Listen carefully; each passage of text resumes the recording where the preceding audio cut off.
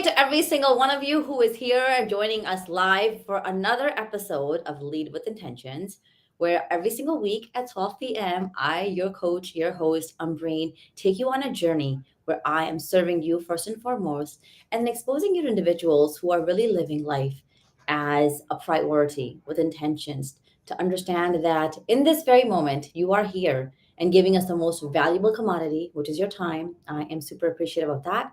Welcome to Spanglish World Networks on Zingo TV, channels 250 and 251. Sincerest apologies for being a little late today. We had some technical difficulties, but here we are live with you right now. Please remember throughout this experience, as you're here with us, to download the app on Zingo TV app on your respective stores. iOS, Android, Google Chromecast, any smart TVs 2016 on forward, the full Roku TV lineup, the full Amazon lineup. Anywhere you can think about it, we are available completely free to download. As you're downloading, do us this amazing favor. Leave us some comments. Let us know what is working out for you and what can we do to improve your whole experience just a little bit more because that's what we're here for. We are here to make sure that we give you the best of the best. And that's why we're here today with none other than is it Yayoi? Yayoi! All right. So this woman has been on my radar for a little bit, okay? But the great thing is she's finally here. She has arrived here on Lead with Intentions to serve us with her amazing and wonderful knowledge of 20 plus years. She's somebody who is not only here as a TV host of her own, but she's here to add a ton of passion, a ton of mission into life. She is an elite certified neuroencoding specialist alongside with a certified life transformative strategist. And these are not small things. On top of that, she's affiliated with Dr. Amen, one of a brilliant, calm, wonderful man who really is talking a lot about the brain, and she's a trainee with them. She's also a Freedom Point certified practitioner. John Maxwell, big man when it comes to leadership. She's also their coach. She's a senior leader with Tony Robbins. Like, who doesn't know these people, right? If you're all of this, what does all of this mean for you? What this means is, although she's also speaking and having her own things, she's here to pour into us. And what she's going to do is provide knowledge. She's going to give us shortcuts on ways how we can really start to think about our brain and our bellies and how they actually talk more than we can imagine. How we can actually start to realize what we pour in is what we put out. And all of this is just to have a lot healthier way of being with our minds, our bodies, and our souls. So, welcome to the show. Wow, thank you for that. Wow, introduction. I'm Coach Yayoi and of Brain to Belly, and I am just thrilled to be here today. Um, yes, I've heard a lot about you as well, and heard a lot about your show, and I'm just very honored and excited to be here. Um, yes, I am a neuroencoding specialist with Joseph McClendon. He's my mentor. I've also worked with those other modalities, and well, all of them combined is who I am. And I've been in the wellness industry for over 20 years now. Mm. Um, and weight loss, weight health, that's been my passion for the longest time. Personal reasons as well. I've released more than 30 pounds over the years, and I was heavy as a kid and a teenager, so you can imagine Mm. all the trauma that went with that. and and yes, and so that became my passion, and I've worked in the wellness industry since then. I've noticed so many things, and coaching is something that I'm just very, very passionate about. Yes, and as my mentor says, physician, heal thyself, and to lead by Mm. example. So everything I work with clients with, everything I do is really based on what I've experienced and what I've come through, because unless I've experienced it, I really can't teach you anything or even preach about anything. So it's Yeah. all about Makes it so integrity. much more personal, right? When you're able to go through something. Yes. And what I'm hearing you say repeatedly, in your own words, is you had a challenge and you made that your strength. Yes. Now, when did you start to see that happening for yourself? You know, it. started, I mean, I think, gosh, even as a child, I had to do that in order to survive. I'm bicultural, so lived in Japan and the US, and which means that living here in the US, I was one of the few Asian faces in Caucasian school, right? Mm-hmm. Full of Caucasian people. And so I had to adapt. And you have to adapt and you have to learn how to maneuver yourself and how to use the pain points that you've had into advantages and to go on, yeah, doing what you can. And I think a lot came from my mom as well. She's taught me always to think positively, to look at the better things, that I can look at the positive aspects of things. And that's really helped me a lot in surviving. Mm. Of course, I was teased because of the way I looked. And of course, that's why I ate a lot, things like that. Yeah. And So, when did you start to kind of notice there was an unhealthy relationship with you and food?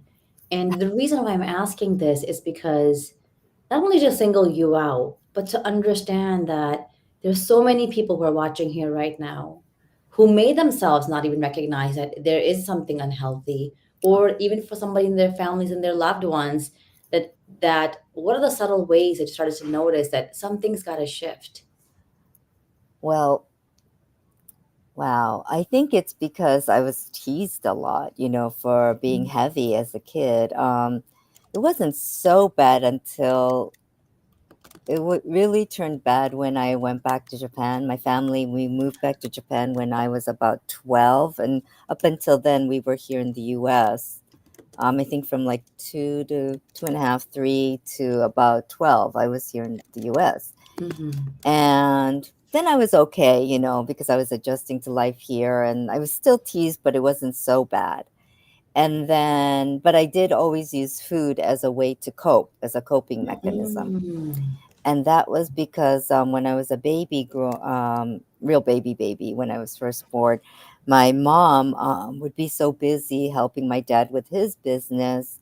And also, so that she would be like, I would be crying, and she would say to the nanny or the housekeeper, "Oh, just feed her," right? To keep Mm. quiet.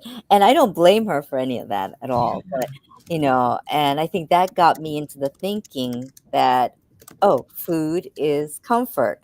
So I Mm. used that a lot, even as growing up as a kid here in the US. But when I moved back to Japan, I had such culture shock because, all I knew was life here in the US. And, girls are treated very differently in Japan. I was a tomboy here in the US. I would be in my jeans and t-shirts, and I would be climbing trees, playing baseball with the boys, being in my superhero clubs and all this. And in Japan, girls are supposed to be girls. Or Mm-hmm. that's what it was like when I went to a Japanese elementary school, and all the girls are wearing skirts, and I'm in my jeans, and I'm like, wait a minute, something's not right. So of course I start eating because I'm not able to adapt. And people are like, oh, she's weird, she's the girl, the American girl, Mm-hmm. that. And of course you get singled out. And then of course my Japan, I could speak it and understand it, but I wasn't very good at writing and reading it. So, people always the classmates tease me about that and things of that nature. So it got to be very oh gosh, it was very difficult to cope. And Mm-hmm. that's when food really became my friend. Yeah, it became such a friend. And that's when I started realizing things are wrong, and then I started gaining a lot of weight, and that's when the realization that I really have to change started happening. And that was when I started, yeah, my journey into diets and learning about all these different diets. Well, and then I went to then I graduated grade school in Japan, and then I went to all girls Catholic high school. Okay. No, junior high school. Mm-hmm. And it was all girls. Of course, girls can be very mean. Mm-hmm. And it was Catholic school. So, there were different things that were going on. And I think that really made me realize like I had to change. And now, help us understand this. So, food is something that's comfortable. And by the way, I can feel all of your emotions, and I can only imagine how tough it is, you know, to go through a culture shock. I went through a similar one when I came to the US when I was 10. And everything, you're like, what is this place? Some simple things like the pencils are different. You Yes. people say, oh, culture shock. Okay, like what's the big deal? Everybody wears pants shirts, and you're like, no, no, no, no, no. Like it's everything. The earrings, the way you put the hair, like the colors that people wear, and I can relate to because I was also a tomboy. Yeah. Some people still say I still am a tomboy, which I am like, yeah, holding it down, just be authentic. Help people kind of like serve them in this moment, Yayoi, and let them know if you're somebody who's going through a difficult time, especially when it comes to relationship with food, because that's something that we all need, Yeah. right? Yeah. What is that one thing that they can do to protect themselves from the turmoil of making it into discomfort comfort? Yeah. I would say, well, first become aware that there is a situation going on, that you're relying, that food has become a friend when it should be a neutral thing, right? It shouldn't be a friend or a foe. It should be something neutral. It should be a nutrient more than anything. It should nourish you more than anything. And I think that awareness is one thing. And another thing is talk to someone, communicate with someone what's going on with you, what the feelings are. If it can't be your mother, it could be a sibling, or even someone, a classmate. I know I confided in a classmate, and she really helped me out. Um, you know, just the friendship helped me, as well as being able to express my feelings. And she would like tell me, okay, what can we do besides eating that could give you more Mm. comfort? And that was very, very helpful. So seek out people that will help you, but also become aware. And if you can't find anyone, journal. Journaling is something I highly recommend. Mm. Even if you can't write it, you know, type it into your phone, even video, voice audios, do audio recordings, video recordings, just anything to kind of like let it out of you, because it's all that tension and all those emotions that are stacking up inside of you that need to be released instead of being shut out with food. Yeah. I mean, So, yeah, the power of journaling, I think, is one of the number one predictors of how fast we as humans grow. It's just this portion of reflecting, which yeah, sadly, I would say to many people, is kind of leaving our culture. Back in the day, you had to walk yes. miles on end. And guess what you were doing? You were processing, right? Like Oh, yeah, you didn't need to have a phone to audio record. Your brain was doing things. You were yes, connecting dots. You were shifting and becoming yes, more aware. yes, And now it's like we have to force time to do those things, right? yeah. Let us know. I know you're kind of somebody that already mentioned so much of this, but I would love to understand, what does it mean for you to live an intentional life? Wow. To me, it's integrity. It's to be honest with myself and to live with who I am, my true self. It's Mm, only in recent years that I feel so comfortable with who I am, and I love who I am.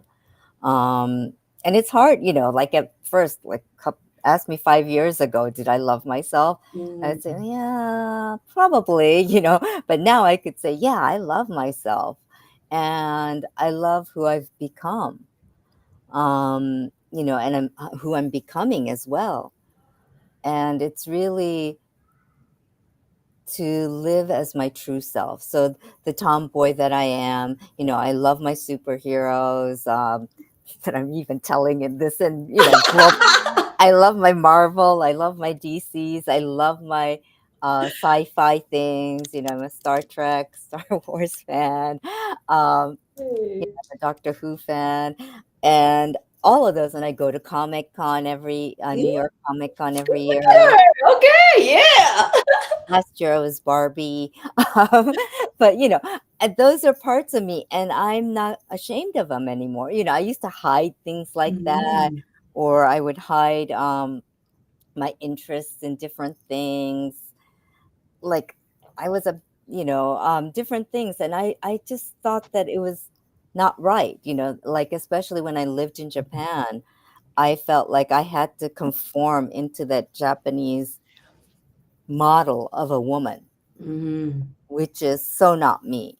Um, I like to talk, I'm loud, I'm all about freedom and how men and women should be treated equally. Mhm. And I hate seeing when, women are oppressed anywhere, even here in the US. I mean, it just gets me so angry. So, and I like to voice what I feel. And I had to shut all of that down. And when I lived in Japan, and now I am living the life that I want to. So I'm living with intention now. I'm living being true to myself. And that's such a happy feeling. Mm. I just, recently heard this really beautiful way of kind of speaking through things where they're like, the different the different levels, of like you're just kind of like, yeah, you know what, I'm happy, and then I'm joyful, and then I'm blissful. All those are kind of the same thing, but they're just elevated emotions. And I really think when we tap into what it means to be authentically us, because for me that's the biggest thing I work with people. I was like, authenticity, like, who is your family, who are you, who are you as a mom, as a dad, as a sister, a brother, like all these emotions and all these different roles that we play. I feel like we hide and tuck away things Yeah. that are not approved, right? Like I mean, think about my own life, and it is true. The day that I knew that my marriage was coming to an end, most people would be like, my God, I'm sure you were shattered. I was like, no, I was liberated. Like, I could finally just, if I wanted to laugh loud, I could. If I wanted to just dance, I could. If I wanted to sit there and do nothing, I could. If I wanted to give my kids high fives without a reason, I could. All of these simple things that we kind of overtake. But I really want to dive into one specific place that you went. And I think it's important for our audience members, who I'm so grateful for that are still here listening, is you said, I am somebody who wants to see equality, right? Mm-hmm. Equality in the way that men are treated, women are treated. If you want to be a tomboy, great, be a tomboy. If you want to be a tom girl, be a tom girl. If whatever you want to be, right? Mm-hmm. And now the way I look at it with my daughter, because she's also a tomboy, and I'm like, you know what? She's just a girl. Why am I calling her tomboy and labeling her, That's saying this true. type of girl is not okay? Yeah. However, when you were kind of, you come to these scenarios in your life and you see things where there's injustice, Yeah. and you said, then I get really angry. Yeah.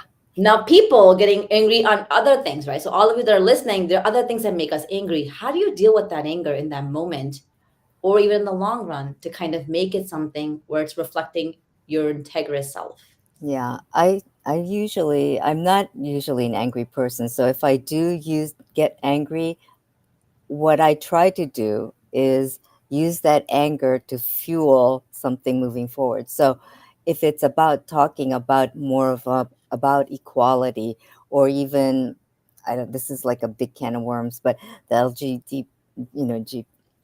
LGBT Yeah, community. community, that community, equality for them, equality for people with autism, with disabilities, all of that. Because at the end of the day, it's to me, this body is just a shell or a vehicle that we're in. And this is just my philosophy, but I believe that the soul is what matters the most. And yeah, and this is the vehicle that we're in this lifetime or right now.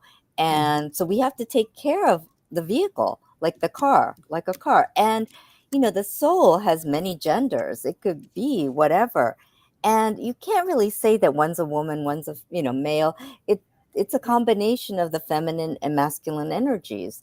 So when I see people treated poorly because, let's say, somebody's transgender, or somebody's just treated poorly because they're gay, it gets me so angry. It's like, who are you to say this is wrong? And they go, oh, well, the scripture says this and this and this. And I'm like, no, the scripture says to love each other. Mhm. It doesn't say gender or this or that. It says each other. We are humans. We are souls. And each soul needs to be treated equally and with respect. So that's just me, and I just went all over because of that. I But love it. You're pouring all of it in. I'm like, okay, now I can totally see myself sitting with like sitting, having you at my house, making some food for you, and just chatting for hours. oh Like you're yeah, like, I could do oh. that totally. And what you said, and I think that's so profound because many of us who are living day to day, Yeah. who are just like so bombarded with the challenges of life and really not Yes. even understanding that we're living, you know, Yes. most of us are just breathing and not even consciously.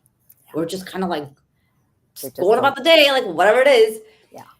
But it's this essence of equality at such a different level, right? Because now you're talking about the soul, and Yeah. that's the depth of who we as humans are, right? And like you said, it's just a vessel, it's just a vehicle that this body's being hosted.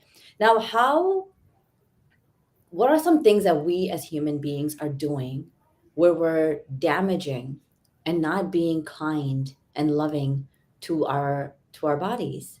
There are lots.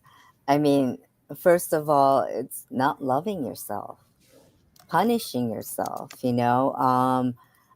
I've been guilty of that. And sometimes I do slip up, and I catch myself, and I'm like, whoops, I'm doing it again. Because how many years have I lived like that? Telling myself I'm no good. Mm. I shouldn't be speaking up. All of those things is putting on those masks, right? And we've been like conditioned to do that in society. And after I take those off, you take it off slowly. And it's also finding that group of people. I think, Tony Robbins says this, everyone says this, but find your five, your family, that's your Mm-hmm. tribe, your five Yeah. people that are going to be a reflection. You're going to be a reflection of them, and they're going to be a reflection of you. So you want to be the best self if someone's going to use you as a model. And of course, you want to model, emulate people that are that have integrity, that meet your ideals, and to surround yourself with that. And even if you can't do it physically, now with the internet, you can watch YouTube videos of the people that you admire, listen to them on podcasts, train your brain and put these positive thoughts and concepts into your brain so that you learn them and you can live it. And Mm-hmm. it's not easy, but just becoming aware and say, oh, I kind of like what that person says. Maybe I should listen to it a little bit more. Listen to it while you're driving. If you're alone in the car, who cares what you're listening to? Nobody's going to Mm-hmm. care what you listen to. So listen to what's going to matter to you, what's going to help you to love yourself, because loving yourself is at the core of everything. And we've been given this life.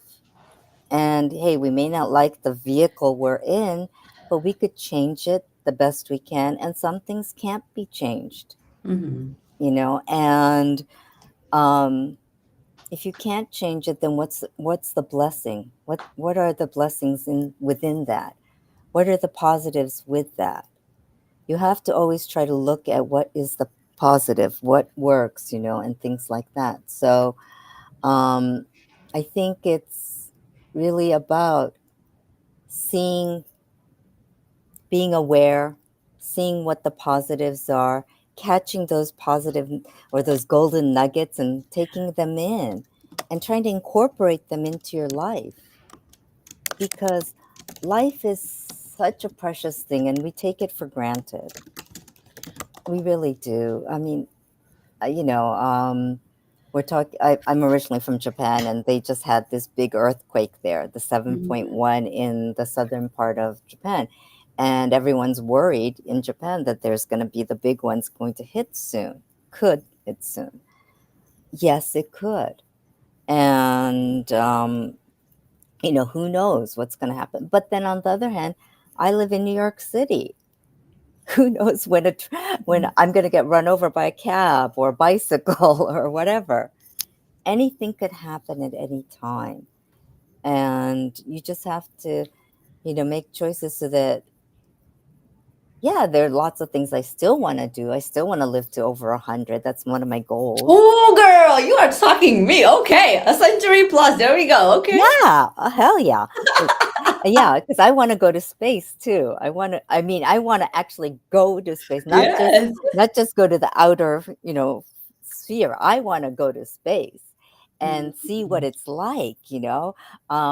There's so many things I want to do, experience all these different countries, cultures, all that. I want to be this spunky old centurion, right? I know. Yeah, we could do it together, Let's do it all. yeah. So that's who I am, and I just, there's so much I want to experience. So that means I have to take care of this, but also to embrace what's here. And if it's not working, then throw it out. It doesn't belong.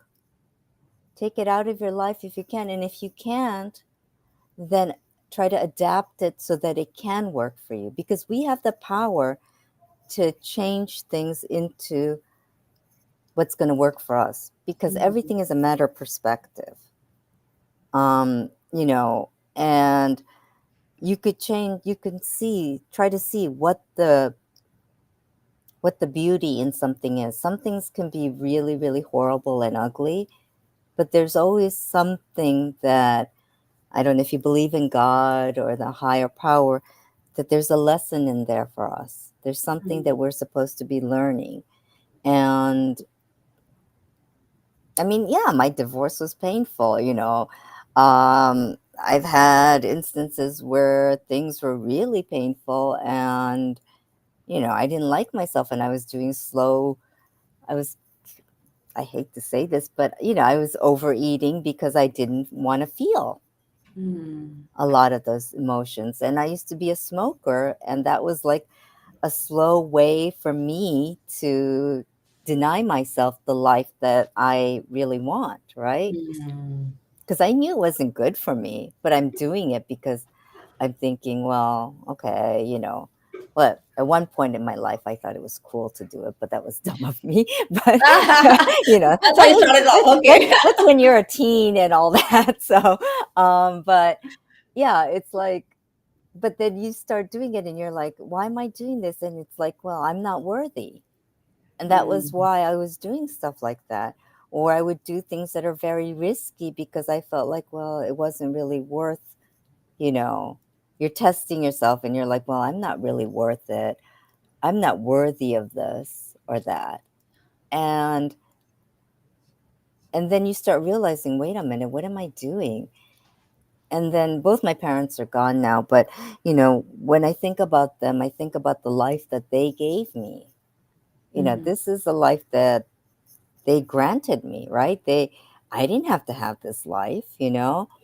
And a lot of the experiences, some of them were painful, but a lot of them were really good too. Like Yeah. the fact that I am bicultural, that I am bilingual. That's like something. It's not something that a lot of people have. I mean, yeah, there are a lot of people that are bilingual and bicultural, but that's an experience that I had. And from there, I learned so much about myself. Hmm. And I could see things from different perspectives because of that.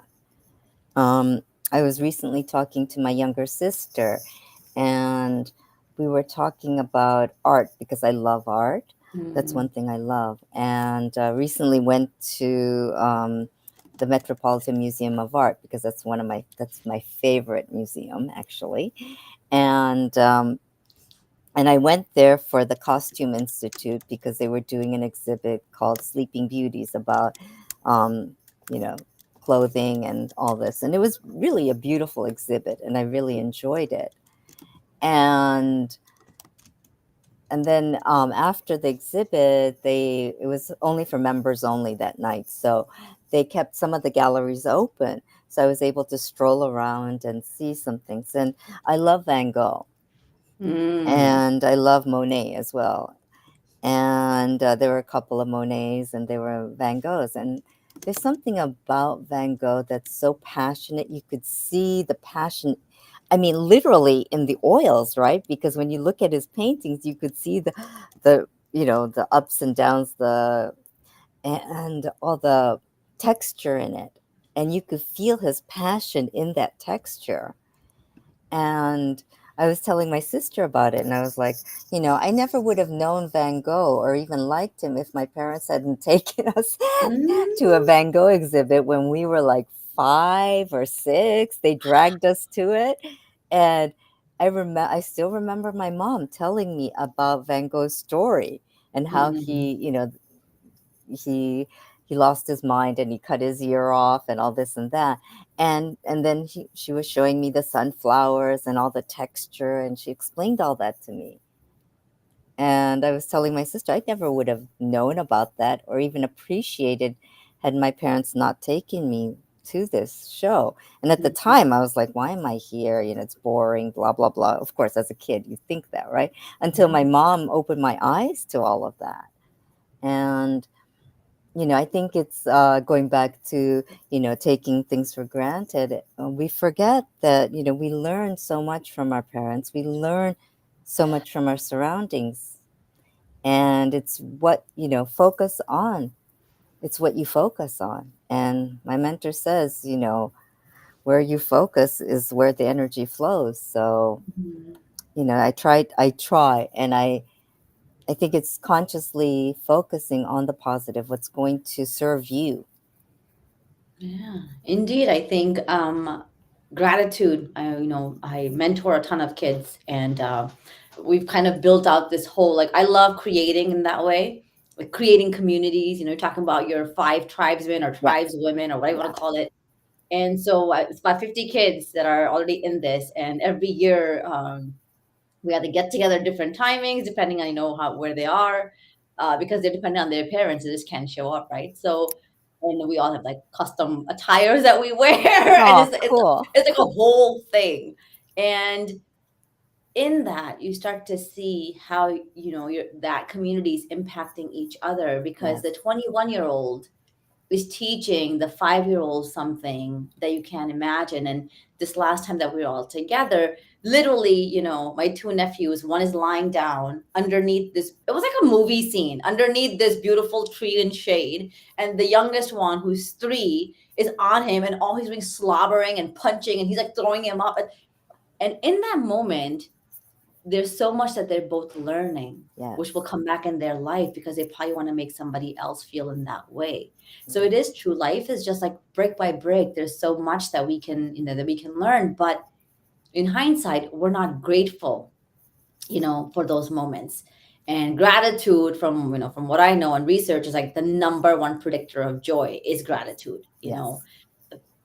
In this very moment, sitting in two different spaces, all across, the US, and talking so comfortably, like we can literally have some tea together, it's such a rare thing. The being able to smile and feel emotions, Yeah. like there's so much that we overlook in life. Yeah. However, gratitude, I think, is something that could really add so much power, so much optimism, so much meaning into our lives. Hmm. I want to actually ask you, we've talked a lot about the upside, and I've Yes. heard a little bit about your mom and your sister, but I haven't heard as much about your dad. Where Ah, do you think, what's the influence that your father has had, or what are some lessons that he's taught you that has made you who you are today, Yayoi? wow. He's taught me a lot. I mean, he was. gosh, he was such an intellect, right? And he was such an intelligent man. Uh, he learned English in Japan when before the war, before World War One. So he learned it from the British. So he had a British accent. He's a Japanese guy with a British accent, you know, English, right? And he speaks with a British accent. So he sounds all the sophisticated and whatnot, right? And here's this daughter of his who's like totally American, right? So it was so funny. He worked for a British company for a while. So we would have guests over and, his clients and all this. And they're all from the UK.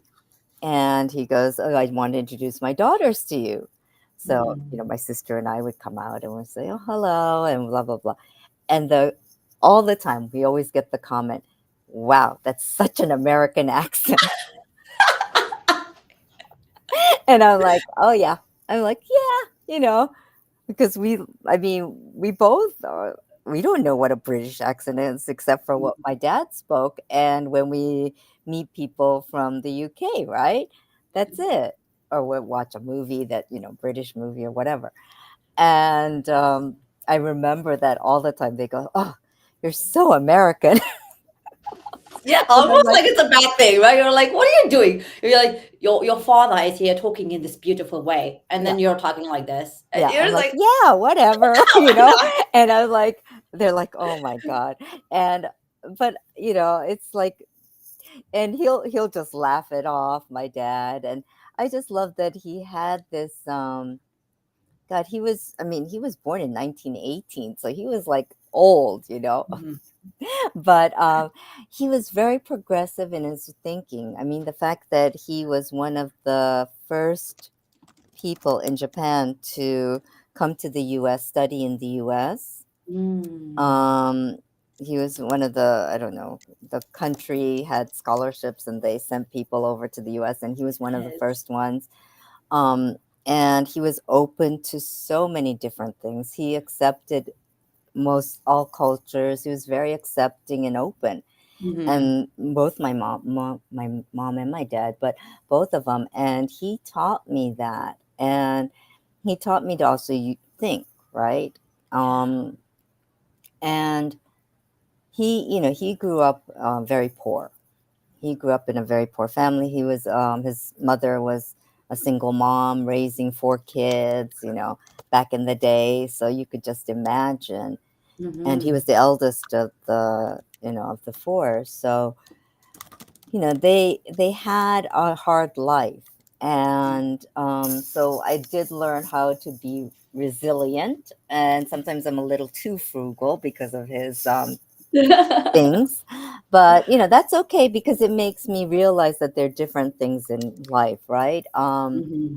And he's just taught me to cherish things too. And he loved my mom with all his heart, and that was like such a beautiful thing.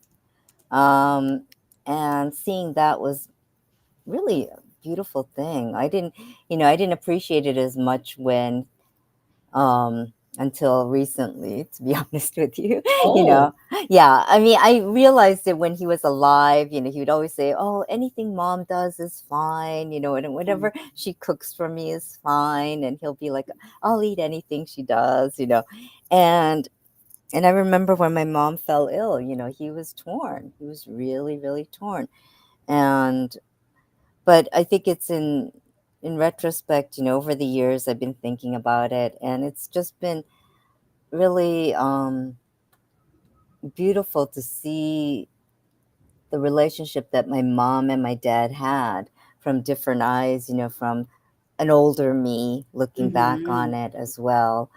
And also the fact that he was a rebel in his own time, because I mean, Hmm. you know, when I think about it, coming here to the US when he was that was, they didn't even have planes back then. He had to take a ship to San Francisco, and then from there he had to take a train cross country to New York.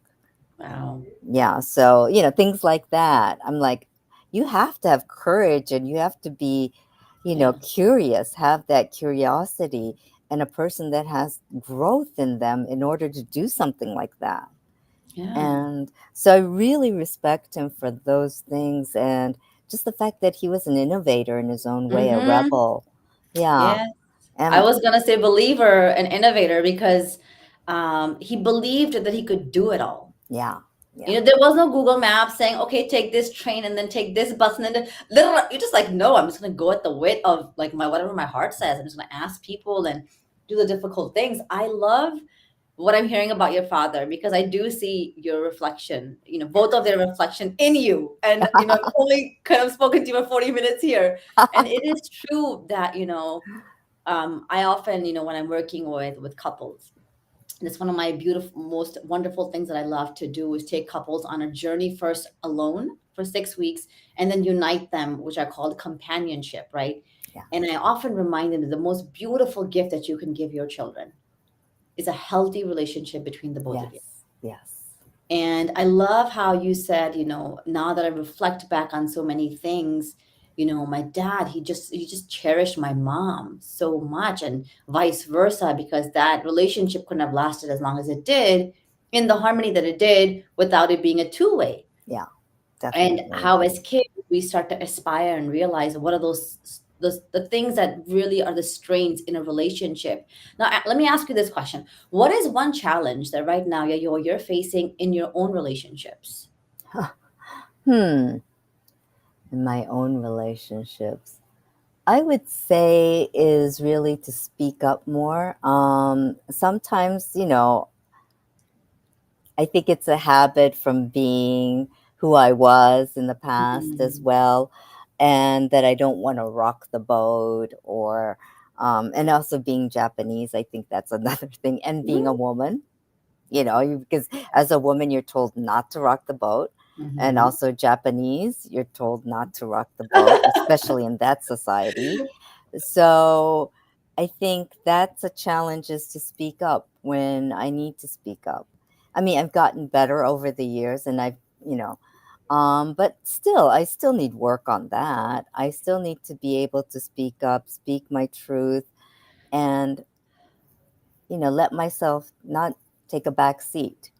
Mhm. Sometimes I kind of dim my own light Yeah. because, you know, I want to honor somebody else, but I'm not really honoring them by doing that. Yeah. And, it's only in the last several years that I've started to really see that. And sometimes I just fall into that pattern with certain people. So I'm becoming more aware of that and taking more assertive action. Okay, so what if I were to tell you that from here on out, the strongest, most confident, most courageous, most integrous Yayoi stands next to you in this next time that this happens? Yes. What are you going to do differently to make sure you can kind of start putting an end to the patterns? Well, just speaking it out like this is my accountability. And also because I've lost, opportunities. I know that I've lost opportunities Mhm. because I wasn't shining as best I could. So it's really when I catch myself to be aware and to take action, to Yeah. say, no, I'm just going to be strong yayoi, do my power pose or my Wonder Woman pose or whatever.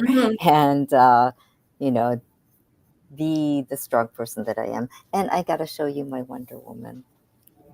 Oh, I love it. My kiddos have those too. She's on my desk. What a great reminder. Okay. Yeah.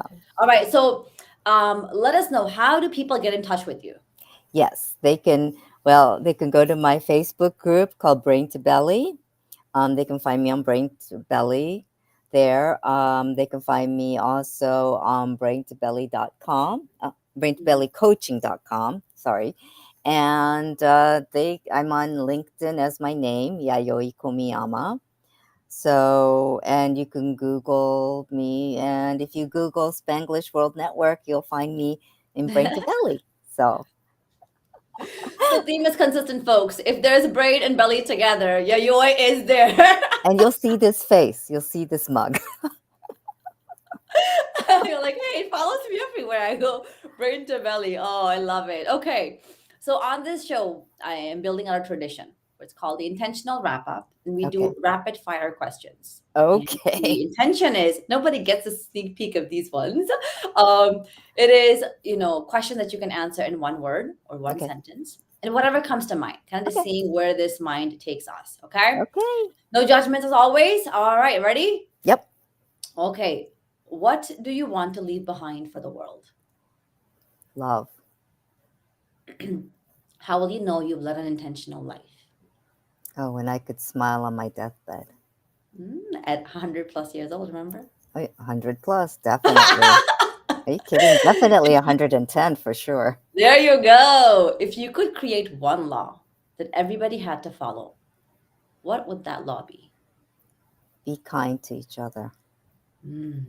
What is the one lesson of the many that you've learned in your life that has made you who you are today?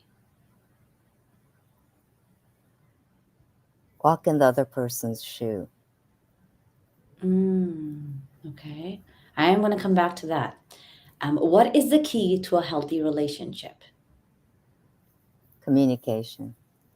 Okay. You actually get that 7 out of 10 times. Now, help me understand this concept of empathy that we haven't really touched upon, throughout this conversation. Yeah. What do you think about empathy is the key that has really made you evolve into the person you are today? It's everything. I mean, without empathy, I wouldn't be who I am. Um, Interestingly, I went to Dr. Amen's clinic and I had my SPET Yes, brain scan done. scan. Yeah. And the part of my brain that controls empathy, that was all lit up. It was right here. And it was like, la, la, la, la, la. It was like all lit up.